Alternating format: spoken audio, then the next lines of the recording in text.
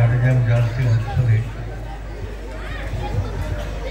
উপস্থিত হয়েছেন অনেক অতিথিবর্গ, দুজন স্বামীজি মহারাজ রয়েছেন ছিলেন, কিংবা তার বড়বাবু এসেছিলেন, আর পূর্ব মেদিনীপুর চক্রের আমাদের এই এআই সাহেব এসেছেন, আরও অনেকেই এসেছেন। সবাইকে শুভেচ্ছা ভালোবাসা জানাবো। আমাদের সামনে যারা বসে আছেন তাদেরও,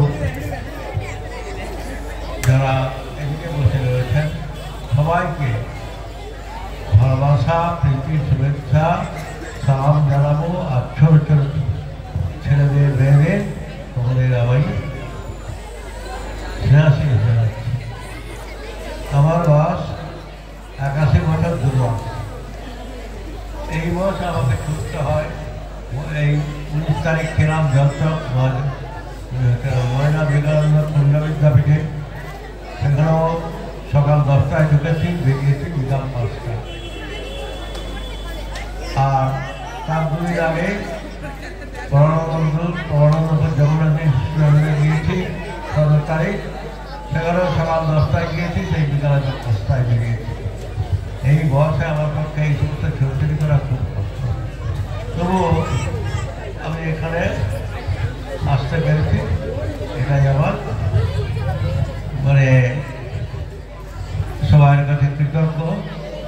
আমি বেশি কিছু বলবো না, সবই শুনেছেন।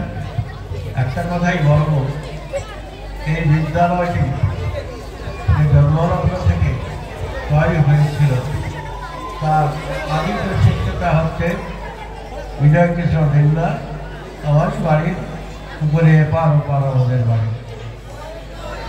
উনি ওনাকেই সেই যুগের দায়িত্ব দিয়েছিলেন স্থানীয় জনগণ শিবালয় মন্দিরে, ওইখানে প্রথম শুরু হয়েছে। তার পরবর্তীকালে আস্তে আস্তে করে এখানে এসে হাজির হয় এবং জলচক রাজেশ্বরী নেতাজি বিদ্যায়তন উচ্চমাধ্যমিক হয়েছে। যাই হোক, এই বিদ্যালয়টি নেতাজির নামে, অতএব নেতাজি একজন সাধু নন, উনি একজন বীর পুরুষ। ভারতবর্ষে স্বাধীনতার জন্য অক্লান্ত পরিশ্রম করেছেন। সিমলা স্ট্রিটে ওনার বাড়ি, আমি 3-4 বার গিয়েছি সেখানে। এবছরও 12 তারিখ সেখানে সাজানো হয়েছে, সেখানেও অনুষ্ঠান হচ্ছে। আর শুধু তাই নয়, ভারতবর্ষের পরে যেমন করে হচ্ছে তেমনি করে ভারতবর্ষের বাইরেও অনেক জায়গায় সঙ্গে নিয়ে অনুষ্ঠান হচ্ছে। স্বামীজির যেদিনটা বলা যাবে না, আসবো, বড় বড় কথা বলবো, প্রধানমন্ত্রী হবো, আমি মুখ করবো, সুযোগ করবো, কিন্তু স্বাধীনতায় যারা অংশ নিয়েছেন তাদের কোনো দামের মানুষের, সে সমস্ত মানুষের দাম নাই। অতএব এরা দেশ ভালোবাসে না, এরা শুধু ভালোবাসে নিজেকে, নিজের যাতে আমি সাধারণ ক্ষমতায় থেকে দেশটাকে শেষ করে দিয়ে দেবো, এটাই মনে রাখতে হবে। তোমরাই আমাদের ভবিষ্যৎ, তোমরাই আমাদের ভবিষ্যৎ, মনে রাখতে হবে। আমাদের প্রজন্ম, তোমরা কেউ ডাক্তার হবে, ইঞ্জিনিয়ার হবে, বা ICS অফিসার হবে, সব কিছু। পার্লারের কথা বলো না, আমার ছাত্রছাত্রীরা অনেকেই ভারতবর্ষের বাইরে প্রচুর রয়েছে, তারা সেখানে প্রতিষ্ঠিত হয়ে গেছে। বলে অবাক হয়ে যাবে, আমিও আমেরিকার গিয়েছি 14 দিন ক্যারিয়ার সেক্টরে, সে সমস্ত জায়গা দেখলে অবাক হয়ে যাবে। কেউ কি রাস্তায় সিগারেট খেয়ে যদি ফেলে গিয়ে চলে যায়, সঙ্গে সঙ্গেই অ্যারেস্ট। ভারতবর্ষে সেটা কিছু করতে পারবে না। ধূমপান নিষিদ্ধ, এমন অবস্থা, সাংঘাতিক জায়গা। 1 লিটার, আমি যখন 2015 সালে যাই তখন 1 লিটার জলের দাম ছিল 300 টাকা মাত্র। সকালে 1 লিটার জল, রাত্রে 1 লিটার জল, আর নেই। বাকি 5 লিটার জলকে নিজেকে কিনতে হবে। তাহলে এখন তার দাম কত হবে? 300 নাই, এখন হয়তো দেখা যাবে 500 হয়ে গেছে। নেতাজি যা করে গেছেন তা মানে বলা যাবে না, তা বলা যাবে না যা করে গেছেন। এবং যেখান থেকে পালিয়ে গেছিলেন আমাদের ভারতবর্ষ ছেড়ে, সেখানেও আমি একেবারে সেই ঘাটে, গঙ্গাসাগরের সেই ঘাটে আমি অনেক দিন করেছি। সেখানে রাতে রাত্রি 11টার পরে চলে গেছেন ভারতবর্ষ ছেড়ে, একবারে গাড়ি করে চলে গেছেন, একেবারে জার্মান চলে গেছেন। এই ছিল নেতাজির কথা। সেই নেতাজিকে কেউ গুরুত্ব দেয় না, হাওড়া কেউ কোনোদিন বলতে পারবে না। নেতাজির ওখানে মেয়েও রয়েছে, আসছিল ধীরে ধীরে এই প্রায় 6 মাস আগে এসছিল ভারতবর্ষে।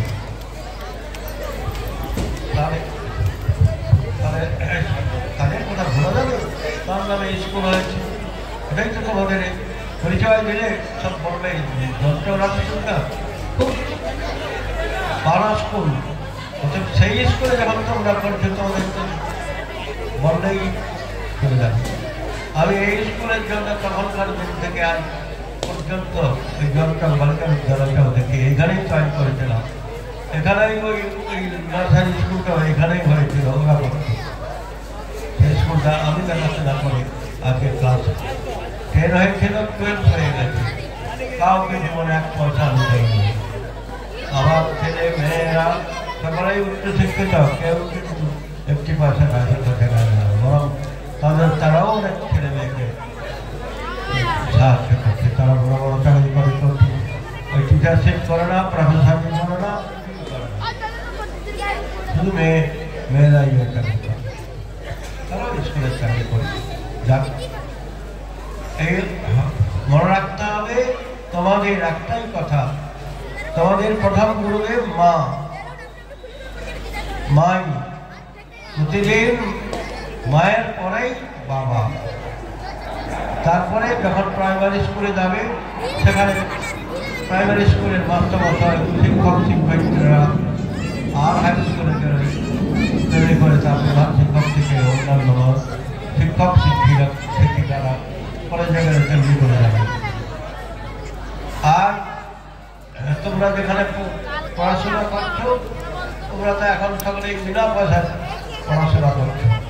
আমাদের সময় এখানে আমাদের 4.5 টাকা করে বেতন দিয়ে পড়তে হতো সে যুগে। তারা চিন্তা করতে পারে কেউ? অবাক হয়ে যাবে। তাহলে এখন আমাদের বর্তমান মুখ্যমন্ত্রী যিনি এসেছেন, তিনি যে সমস্ত কাজ করে দিয়ে গেছেন সে অদ্ভুত, তার তুলনা হয় না। সারা ভারতবর্ষে তিনি যা কাজ করে দিয়েছেন কোনো মুখ্যমন্ত্রী তা করতে পারেন না। তাই তার ছড়াও একবারে সারা রাষ্ট্রপতি থেকে স্বীকৃতি পেয়েছে, তেমনি করে দুর্গাপূজাও পেয়েছে। আবার রবীন্দ্রনাথের শান্তিনিকেতনও সেখান থেকে রাষ্ট্রপতির স্বীকৃতি পেয়েছে। এত সমস্ত কাজ তাদের পশ্চিমবাংলায় যে সমস্ত লোকের জন্মগ্রহণ হয়েছে, মনে রাখবে তারা সকলেই নিঃস্বার্থে নিজের স্বার্থ বলে গিয়ে সমস্ত কাজ করে গেছে। তাই আমরা আমাদের যে সমস্ত কাজ হচ্ছে, এই স্কুল থেকে যিনি এসেছেন তিনিও আমার ছাত্র চন্দ্রবাবু, তিনি তো বেশ ভালোই কাজ করে যাচ্ছেন। এখন আমি গার্লসের সঙ্গে সংযুক্ত রয়েছি, ওনার স্কুলের প্রেসিডেন্ট। আমি এই স্কুলে কোনোদিন 1 পয়সা চেয়ে নেই, সেই কলকাতা যাই, মেদিনীপুর যাই, যেখানেই যাই, এখান থেকে কাজ হয়। আর ওখানেও আমি 1 পয়সা চেয়ে নিই। নাইলে অনেকেই আছেন একবার শুধু আগে মনে করে আর চেয়েটা দিয়ে দাও, অদ্ভুত জিনিস। যাক, এখানে যে সমস্ত কাজ আমি করে গেছেন তাদের প্রতি শ্রদ্ধা জানাই, তাদের বিজয়ী রাস্তা শান্তি কামনা করবো।